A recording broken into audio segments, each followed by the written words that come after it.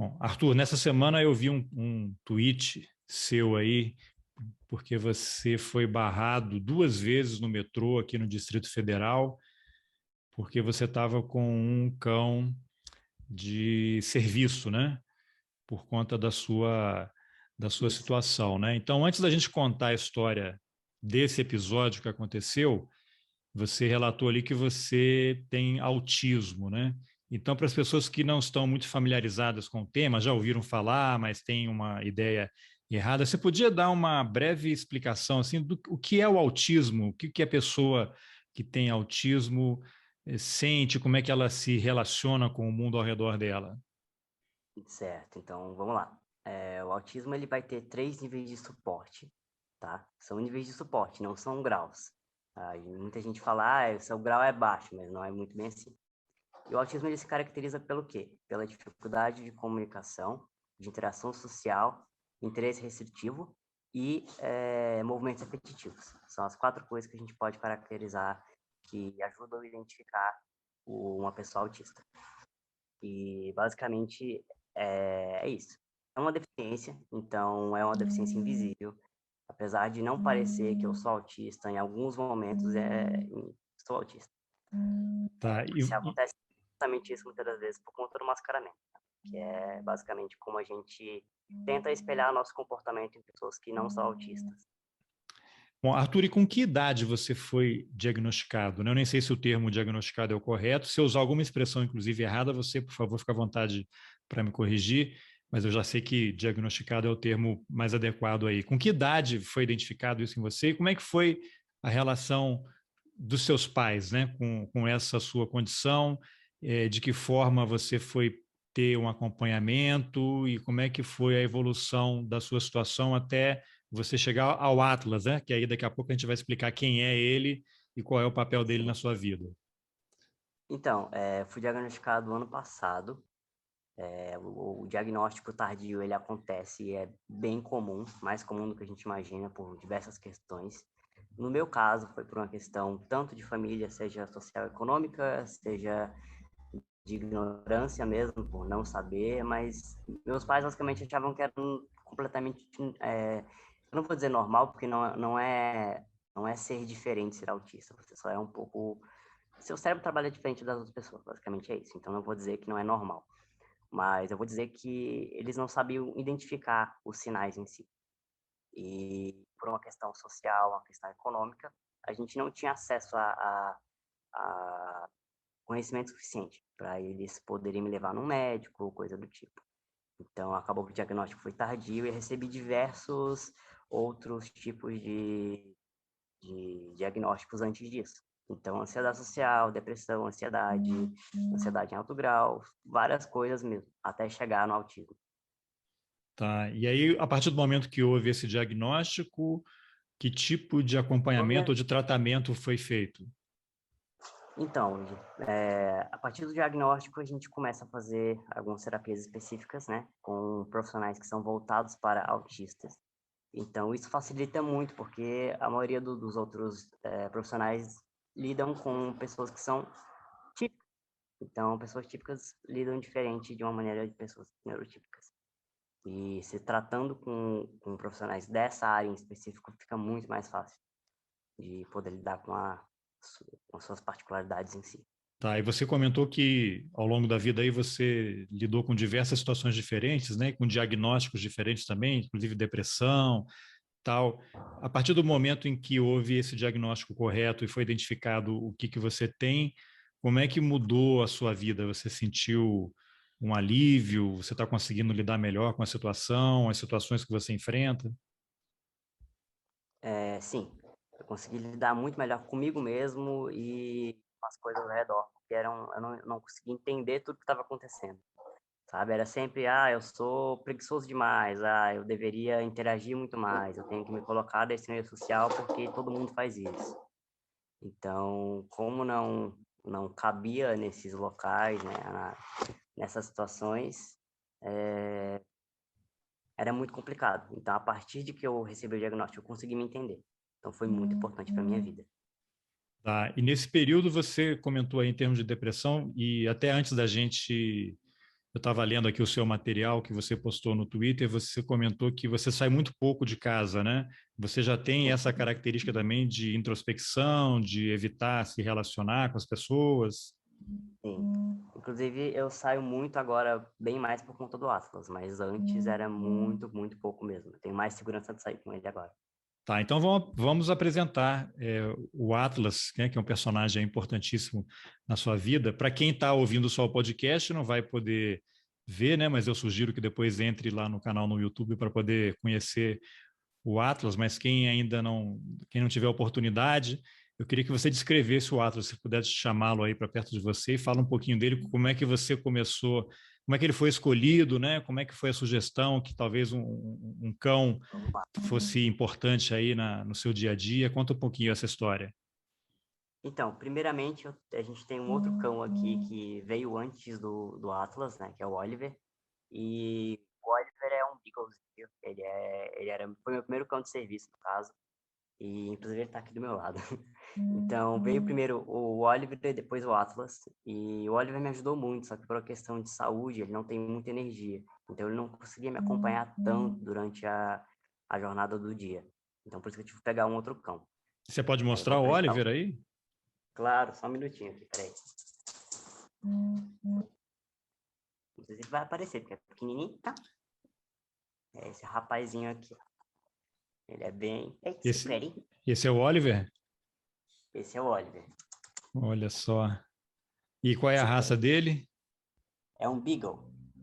Olha, que é um cão muito inteligente, né? É, muito inteligente mesmo. Muito. E a Tá, gente tem um grandão. e aí, mas ele foi treinado também como cão de serviço? Fazia algumas Ele foi funções? treinado também. Sim, ele foi treinado como cão de serviço. Tá. Só que ele acabou saindo do trabalho, então ele tá aposentado. E a gente tem o Atlas aqui. Vem aqui. E o Atlas qual é a raça dele? É um pastor belga Malinois. Tá, e ele foi treinado especificamente para trabalhar como cão de serviço. Aí fala um pouquinho o que é o cão de serviço, que tipo de treinamento esses animais recebem e como eles são importantes e te auxiliam no dia a dia. Então, primeiramente, esses cães eles são selecionados. E essa questão de seleção é o maior critério que você pode ter para um cão de serviço, porque isso vai influenciar totalmente na vivência dele e se esse cachorro vai se formar ou não, tá? Porque a gente seleciona primeiramente os pais dele, e aí depois a gente vai selecionar a ninhada. Então, a gente vai ter nessa ninhada, muitas das vezes, uma ninhada inteira que não vai sair um cão de serviço, mas vai sair um cão para detecção, vai sair um cão para policiamento, vai sair um cachorro para caça, vai sair um cachorro para diversos outros trabalhos. E aí, né, no meio de alguma ninhada, pode ser que tenha um cão de serviço. O Atlas foi um deles. Ele foi cedido pelo canil Vale dos Carcarás, que, sério, eles foram incríveis comigo. Basicamente, eles me deram o Atlas, e aí eu fiz todo o trabalho de socialização e treinamento dele. Inclusive, eu sou treinador também. Ah, você também é treinador de cão de serviço? Sim, E sim. o que eles fazem no dia a dia? Eles te ajudam a quê? Que tipo de suporte emocional também eles te dão? Então, um cão de serviço ele não faz suporte emocional. Vamos falar primeiramente das fases de treinamento, que aí a gente chega nessa parte, Bom, vamos né? lá, vamos lá. E quando a gente fala de cães de serviço, a gente tem que selecionar, socializar e depois treinar.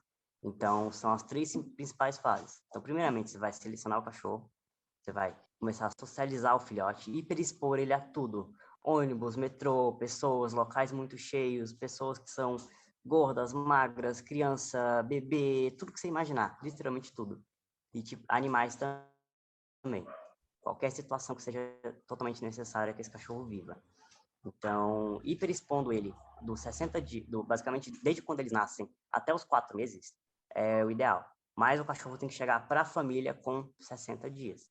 Não pode chegar menos que isso. Tá, e essa O cachorro exposição que você faz a essas situações é para ver o quanto de nível de estresse que ele aguenta. Eu pergunto isso porque eu tenho um cachorro que é da raça Shih Tzu, que é muito amigável, mas ele, por exemplo, quando tem que sair de Sim. carro, ele fica muito incomodado, retraído, quietinho ali. Eu sei que todo cão tem medo de trovão, né, do barulho, mas o nosso, ele vai um passo além, assim, quando chove forte, ele já fica todo encolhido, já vai para o banheiro, para um lugar escuro, e fica lá quietinho, mesmo que não tenha trovão. É como se ele estivesse antecipando um possível sofrimento, né?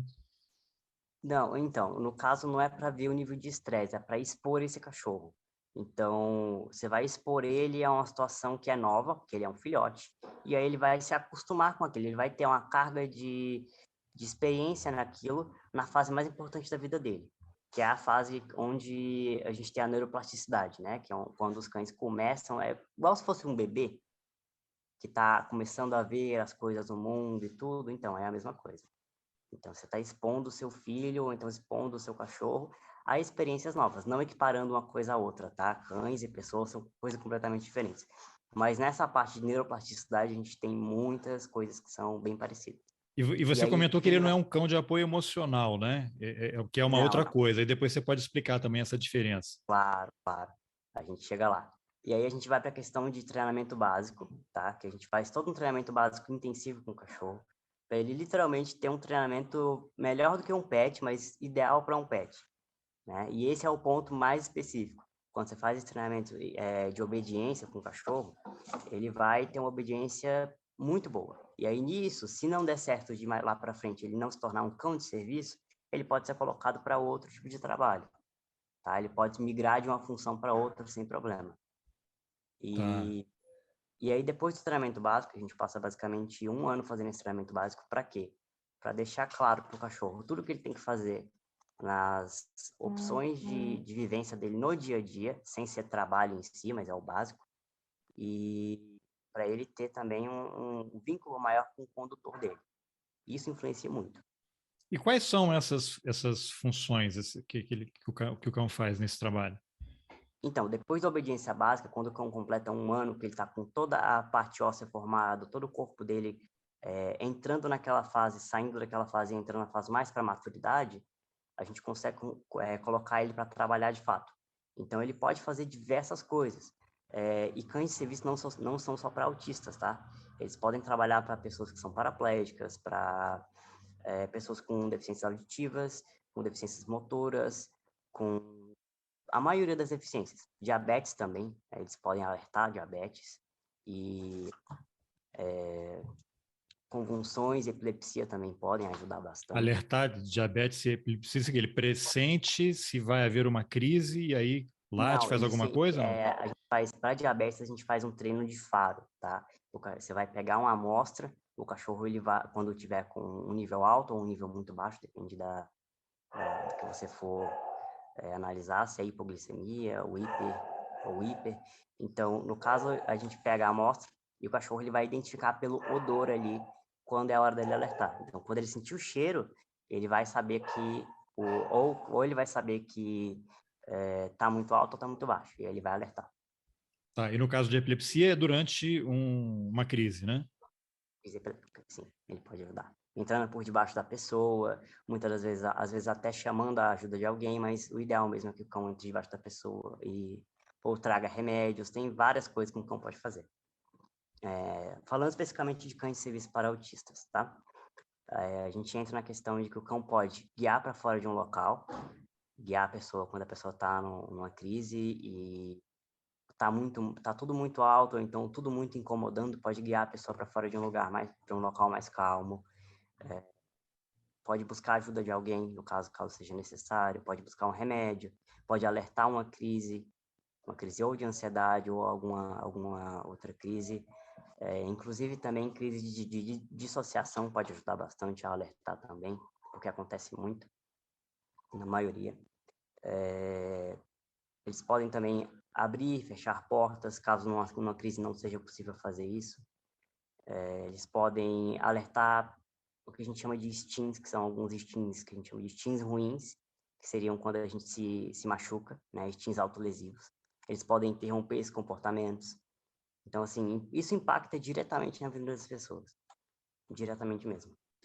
E no seu caso, com o Atlas, a decisão de incorporá-lo aí à sua rotina foi a partir do diagnóstico, foi por causa do profissional que te acompanha? Como é que foi? Então, cães civis é uma coisa muito nova no país. Então, mesmo os profissionais, eles não sabem que existe, sabe? Então, na maioria das vezes, eles não têm esse conhecimento de que um cão pode fazer isso. E quando eles falam sobre isso, eles falam sobre cães de suporte emocional, que muitas das vezes tem que ser muito analisado, muito analisado se essa família pode ter esse animal.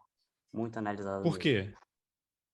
Porque ter um animal, seja um cão de serviço, seja um suporte emocional, seja um pet, causa despesas, tem que ter tempo e pode ser exaustivo para todo mundo na casa. Tem Porque um pode custo causar emocional, muito, né, para todo mundo.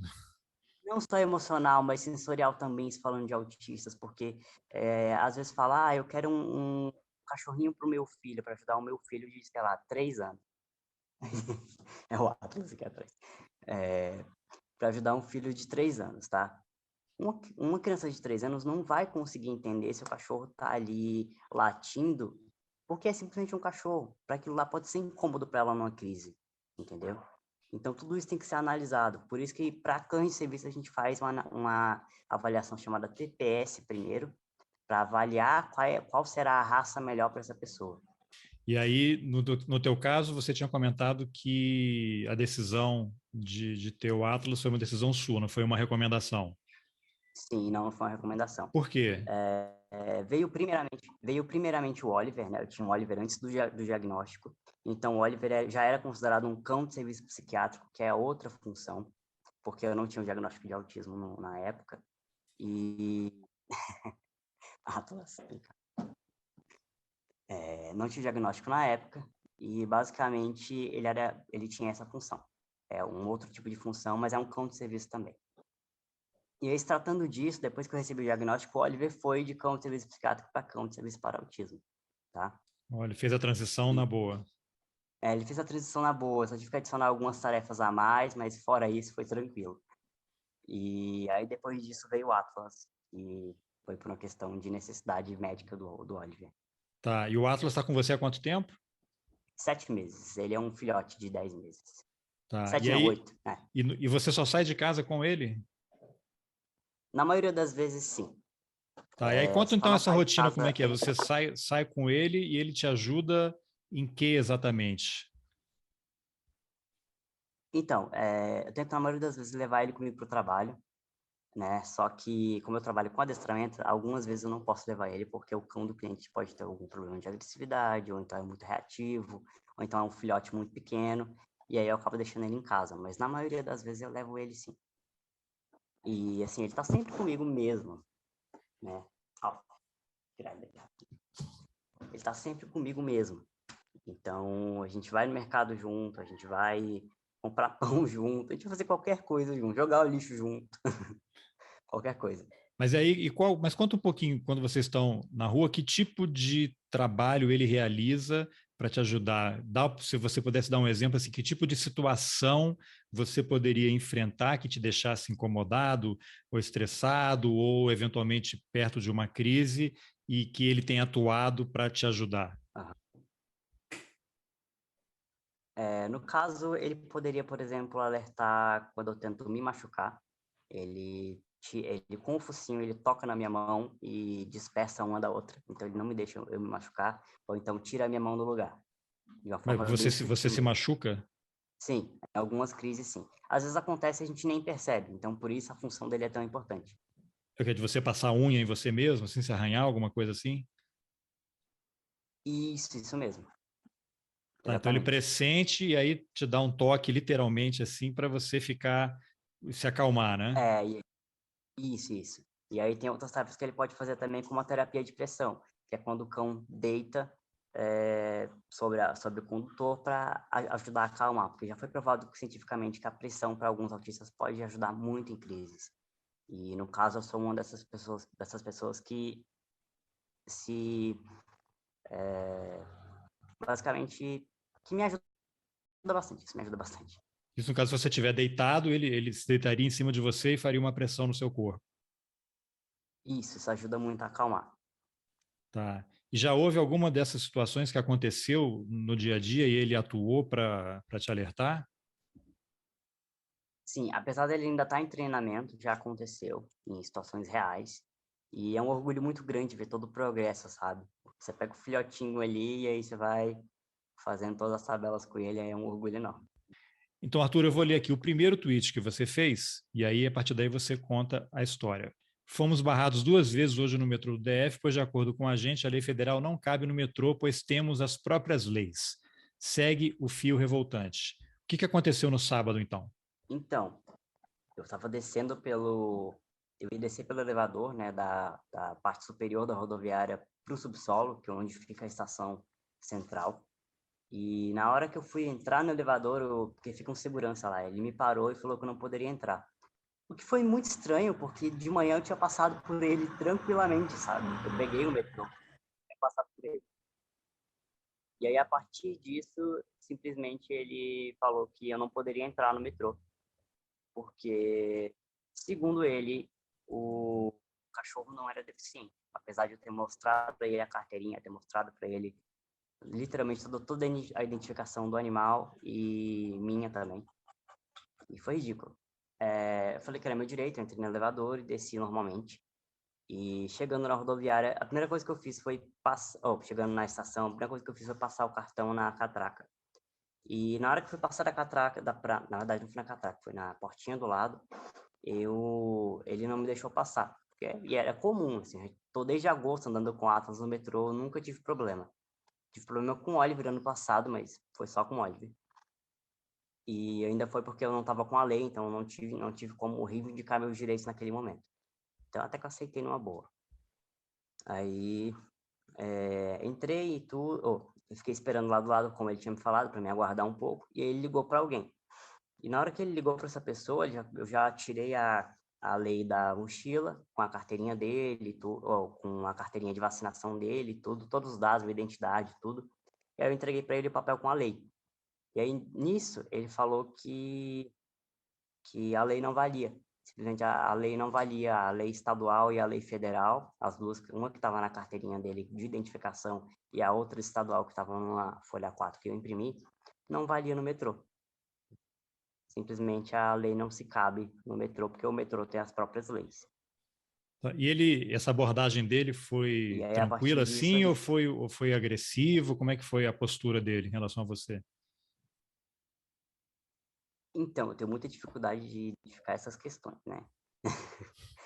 Questões, expressões e afins, né? Eu já estava bem sobrecarregado ali, então nessa parte eu não sei dizer direito. Mas ele foi bem rude ao dizer que a lei não se cabia, sabe? Foi bem rude mesmo. Até porque eu questionei ele várias vezes. Tá. E aí o que aconteceu? Ele falou que a lei não valia, mas ainda assim te deixou continuar o trajeto? Só que aí ele falou, toda vez que você passar aqui, você vai ser barrado. Todas as vezes. Aí, nossa, foi horrível, assim, eu não consegui nem chamar a polícia, nem nada do tipo, porque eu estava sobrecarregado naquela situação e meu celular tinha descarregado. Inclusive, eu estava gravando, só não consegui a gravação porque o meu celular descarregou, na hora. Bom, no próprio fim no Twitter você disse que o Brasil tem uma legislação para cão-guia, mas não para cão de serviço, né? Então, em tese, o Atlas estaria numa categoria não Não, abrangida pela legislação. sim e não, se a gente parar para pensar, porque, de acordo com a lei, eu tenho direito à tecnologia assistiva, acessibilidade e adaptação razoável. Nessas 3 seções, está explicitamente dizendo que é qualquer coisa que ajude uma pessoa com deficiência a conseguir lidar melhor com o dia a dia. No caso, ele é uma tecnologia assistiva. O cão-guia já é considerado uma tecnologia assistiva, então por que não o cão de serviço não pode ser considerado uma tecnologia assistiva? Entendeu? Não faz sentido nenhum. Em algum parâmetro, eu estou dentro da lei. Tá? E tem uma outra questão também, que é a questão do bom senso, né?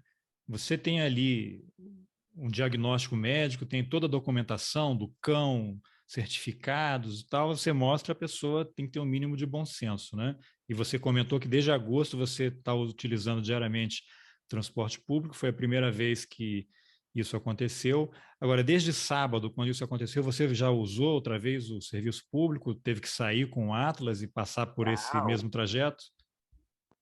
não, o mesmo trajeto não cheguei aí no metrô ainda por questão de medo mesmo do que pode acontecer, porque, enfim, eles deixaram claro na nota que isso não aconteceria de novo, mas eles não especificaram se era me barrar ou se era me deixar entrar, então... Bom, você então não voltou a usar o metrô naquele mesmo trecho.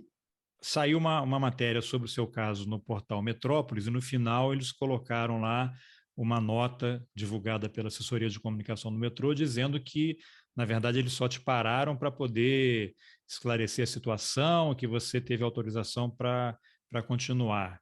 Né? Aí eu queria saber, assim, em termos práticos, né? Você está pensando, por exemplo, em talvez procurar o metrô para que haja uma autorização específica, apesar deles alegarem que a lei não vale no metrô, que é uma coisa surreal também, né? Mas assim, um contato para que o metrô te dê uma permissão, já que a legislação brasileira não prevê essa categoria específica, né? Se o cara quiser ir ali estritamente seguir ao pé da letra a lei, né? Algum contato no sentido de o metrô te permitir andar com o Atlas? Então, nessa questão, a gente não está, em conjunto com o advogado, a gente não está querendo fazer isso. Na verdade, a gente está querendo mudar a lei, tá? Eu estou em contato com outros 3 gabinetes na Câmara e a gente está fazendo a revisão da lei para ser aprovado. Inclusive, eu estive numa sessão lá e foi falado sobre. Então, a lei, provavelmente, a gente vai conseguir mudar a lei para isso. Não vai ter necessidade de entrar em contato com o metrô para isso. Porém, alguns deputados, mesmo federais, eles estão querendo entrar em contato com o metrô para esclarecer isso, porque a nota que eles deram foi ridícula. Não deu nenhum tipo de informação abrangente sobre o que eles fizeram. Inclusive, o que eles fizeram foi cometer um crime, né? Eles não seguiram a lei. Então, de alguma maneira, eles vão ser prejudicados nessa situação, provavelmente. Não prejudicados de uma maneira pejorativa, mas de uma maneira que eles paguem pelo que eles fizeram, pelo erro deles. Tá? Agora, essa mudança na legislação é algo que leva tempo, né? Precisa de votação, não é uma coisa que vai acontecer semana que vem ou Então, mês que vem, né? então, esse é o ponto. A gente está querendo fazer isso o mais rápido possível.